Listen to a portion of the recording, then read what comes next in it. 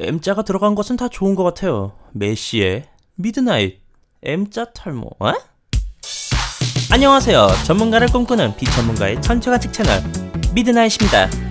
천체관측을 하는 분이라면 한 번쯤은 들어봤을 이름이지만 천체관측에 대한 지식이 없으신 분들에겐 생소한 이름일 수 있는 샤를 메시에. 과연 이 사람이 누구길래 왜 미드나잇이 이 사람을 소개하려는 걸까요? 지금부터 미드나잇이 샤를 메시에가 어떤 사람인지 여러분께 알려드리고자 합니다. 샤를 메시에. 무언가 이름에서부터 프랑스향이 물씬 느껴지는 이 형은 1730년 6월 26일 프랑스 동부의 바동빌레에서 태어납니다. 어려서부터 밤하늘을 보는 것을 즐겼던 새싹부터 남달랐던 메시에는 14살이라는 어린 나이에 꼬리가 9개 달린 구미호, 아니 꼬리가 6개 달린 혜성을 관측하게 됩니다. 이 사건은 훗날 인생 내내 혜성에 환장해서 밤하늘을 들여다보게 되는 메시에가 천문학에 대한 사랑을 싹 틔우는 계기가 되었습니다. 밤하늘에 관심을 보이던 어린 메시에는 쑥쑥 자라 해군에 들어가게 됩니다. 해군? 정확히 말하면 해군 천문대에 들어갑니다. 해군 소속의 천문학자 조셉 니콜라 드릴의 밑에 들어가 지도를 그리면서 드릴에게 천문학을 배우게 되고 메시에는 천문학 꿈나무로 자라납니다. 당시 유럽에선 새로운 혜성을 관측하면 그 혜성에 최초로 관측한 사람의 이름을 혜성의 명칭으로 붙이는 일들이 있었는데, 이렇게 되면 관측자는 일약 스타덤에 오르고 천문학계의 핵인싸가 되었습니다. 천문학 꿈나무 메시에도 핵인싸가 되길 원했습니다. 때마침 1758년에 헨리 혜성이 우주를 산책하고 다시 지구 방향으로 달려온다는 예측이 있었고, 메시에는 드릴과 함께 헨리 혜성의 예상 경로를 탐색합니다. 그러나 드릴과 메시에는 서로가 생각하는 예상 경로에 큰 차이를 보입니다. 드릴은 드릴대로, 메시에는 메시에대로 그렇게 서로 다른 곳을 바라보며 관측을 하던 1759년 1월 21일 밤, 드디어 메시에가 헨리 혜성을 관측하는 데 성공합니다. 이보다 좀 더 빠른 1758년 크리스마스에 독일의 천문학자 요한 게오르그 팔리츠가 헨리 혜성의 지구 회귀를 최초로 관측한 사람이라는 영예를 안았지만, 메시에 역시 이 사건으로 인해 천문학계의 인싸로 발돋움을 하게 됩니다. 이때 메시에는 헨리 혜성을 관측하기 위해 밤하늘을 부지런히 관측하면서 혜성 비스무리하지만 움직이지도 않고 가만히 있는 뭔가 수상한 천체를 발견합니다. 뭐야 저거? 이거 헷갈리니까 저기 있다고 적어놔야겠구만 이거. 그렇게 메시에가 끄적끄적 첫 번째로 메모한 수상한 천체의 정체는 훗날 메시에가 만든 천체 목록에 첫 번째로 소개되는 M1 황소자리 개성운이었습니다.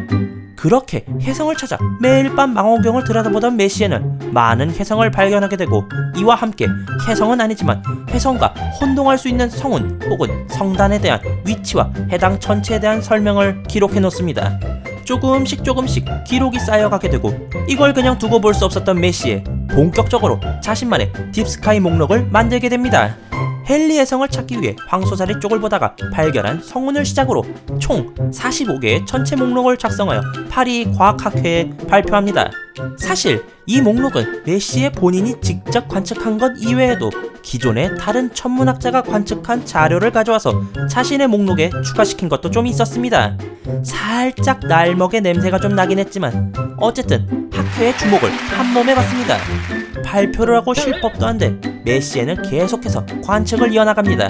이 사이에 런던 왕립학회, 스웨덴 왕립학회, 베를린 과학학회 외국인 회원이 되고 파리 과학학회에 선출되면서 본격적인 핵인싸의 행보를 펼쳐나갑니다.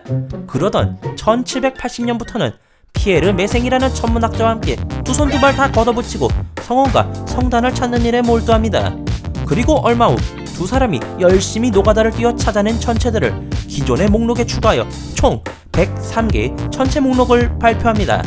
천체 목록을 발표하고도 꾸준히 혜성 관측과 성운, 성단 찾기를 열심히 하던 메시에는 1815년 갑작스럽게 찾아온 뇌졸중으로 쓰러져 몸의 절반이 마비가 되면서 관측은 물론 일상생활에 어려움을 겪게 되고, 결국 2년 뒤인 1817년 파리의 자택에서 86세의 나이로 숨을 거둡니다. 메시의 사후에도 메시의 천체 목록 작업은 후대의 천문학자들에 의해 계속 이루어집니다.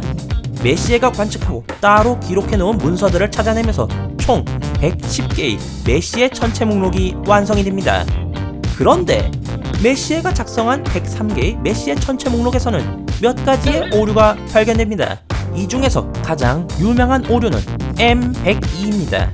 M102는 메시와 함께 목록 작업을 했던 매생이 발견하고 메시에게 알렸던 천체인데, 알고 보니 매생이 메시에가 관측한 M102를 중복 관측했던 것이고, 메시에는 이와 같은 일을 기록하면서 M102는 용자리와 목동자리 사이에 있는 희미한 성운이라고 그 위치를 기록했습니다. 그러나 기록해놓은 위치가 애매할 뿐더러 그 근방에는 메시에가 봤음직할 천체들이 몇 개 있어서 M102가 과연 무엇인지 말들이 많았지만, 현대에 이르러 바로 이 녀석 메시에가 살았던 시절에 우리 은하의 바깥에 있는 외부 은하에 대한 인식이 없던 터라 성운이라고 불렸을 외부 은하 NGC 58662이 가장 유력한 M102의 주인공으로 불리우고 있습니다. 이 외에도 메시에가 잘못 기록하는 바람에 메시의 천체 목록과 실제 밤하늘에서 위치가 서로 달랐던 몇 개의 천체는 후대 천문학자들의 노력으로 정체가 밝혀지게 됩니다. 메시의 천체 목록에 대한 설명을 몇 개 더 덧붙이자면, 먼저 메시의 천체 목록의 1번부터 110번까지의 숫자 번호는 아무런 의미가 없이 그냥 붙여진 번호입니다. 성운, 성단, 은하, 이것들의 구분도 아니고 그냥 어쩌다 보니 붙여진 번호입니다. 그리고 메시의 천체 목록 총 110개는 각각의 등록번호 앞에 알파벳 M이 붙는데, 여기서 M은 메시의 첫 스펠링인 M을 가져와 붙였습니다. 자신의 이름이 붙은 혜성을 꿈꾸던 그의 열망은 혜성뿐만 아니라 딥스카이에도 붙게 되는 큰 영광을 얻게 된 거죠. 그리고 메시의 천체 목록엔 온리 북반구 천체밖에 없습니다. 메시에는 프랑스의 클리니 호텔에서 관측 활동을 했었습니다. 프랑스는 지구의 북반구에 위치했기 때문에 남반구 천체는 아예 보이지도 않죠. 그로 인해 메시에는 남반구 천체에 대한 정보도 없었을 뿐더러 관측 역시 할 수 없었기 때문에 메시의 천체 목록에는 남반구 천체가 수록되지 않았습니다. 남반구에도 이 멋진 딥스카이 천체가 많은데 말이죠. 한 가지 흥미로운 사실이 더 있는데, 메시의 천체 목록을 전부 다 관측할 수 있는 때가 있습니다. 바로 초봄인데요. 이때마다 전 세계 수많은 천문인들은 메시의 마라톤이라는 큰 행사를 개최합니다. 해가 지기 시작하는 때부터 다음날 해가 뜨기 전까지 메시의 천체 목록에 나오는 천체를 누가 더 많이 찾는지 경쟁하는 대회인데요. 우리나라에서도 많은 천문 동호회들이 초봄에 맞춰 메시의 마라톤을 개최합니다. 관심이 있으신 분들은 천문 동호회에 가입하여 이 시즌에 열리는 메시의 마라톤에 참여하시거나 관전하신 것도 좋을 듯합니다. 메시에가 쏘아 올린 작은 목록 하나가 근 200년을 넘는 시간 동안 수많은 천문인들에게 사랑을 받는 천체 관측기 바이블이 될 줄은 당사자인 메시의 본인도 잘 몰랐을 겁니다. 수많은 천문학자와 아마추어 천문인들이 메시의 천체 목록 속 대상을 관측하고 관측으로 얻어진 수많은 데이터를 바탕으로 연구를 하여 우주의 비밀을 서서히 밝혀내고 있죠. 샤를 메시에, 오늘만큼은 그의 별명을 샤를 메시에 aka 혜성 사냥꾼이 아닌 샤를 메시에 aka 갓파더 오브 천체 관측이라고 불러드리고 싶습니다. 이 영상을 통해 천체 관측에 흥미를 느끼셨다면 좋아요와 구독을 눌러주세요. 지금까지 미드나잇이었습니다.